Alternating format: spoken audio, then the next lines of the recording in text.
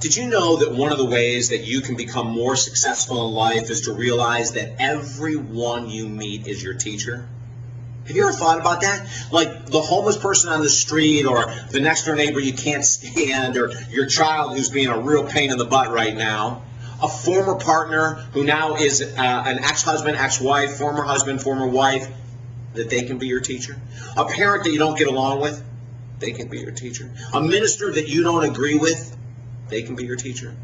Do you ever think about that? You know, the other day I was done finishing up. I do volunteer work and lead men's groups. And one of the groups that I lead, we had just finished up and everyone left. And I was standing outside the church talking with the co-founder of the church. And we were sort of just discussing things. And then from out of the darkness, I see this bike coming up. And this guy comes riding up, and he looks at us both and looks at me, and he says, "Do you have anything to do with this church? Are you a minister by chance?" I said, "Yes, I am." And he looks at the other person, Renee, and asks her the same question. And he's battling back and forth a little bit between us, you know, asking us different questions. And then he says, "Do you think you're going to heaven, minister?" I said, "Absolutely. Without a doubt, I'm going to heaven." And I said, "How about you?" He said, "Yes, I am." I said, "How do you know?" He said, "Because I have the only thing needed to get into heaven. That is faith. I have faith. I may not look like I have much right now, but I have the most important ingredient, and that is faith." And with that, he drove away, and I thought to myself, there was an amazing teacher.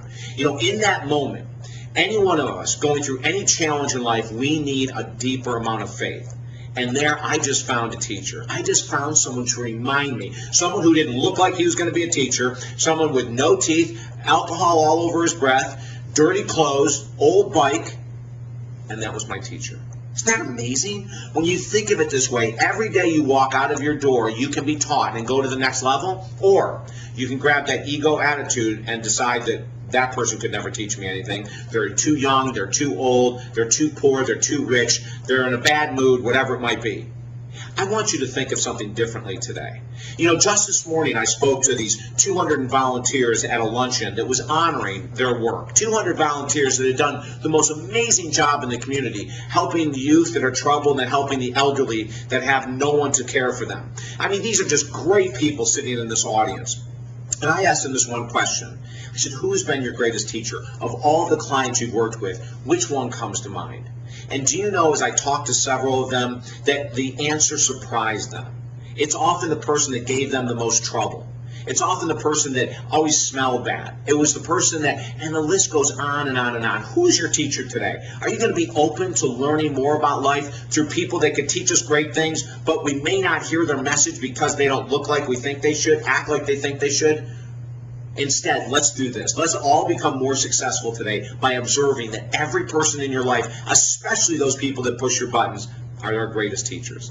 For more information, or if I could help you to become a better student in life, talkdavid.com. Send me an email. I'd love to work with you one-on-one. Have the most magnificent day. Goodbye now.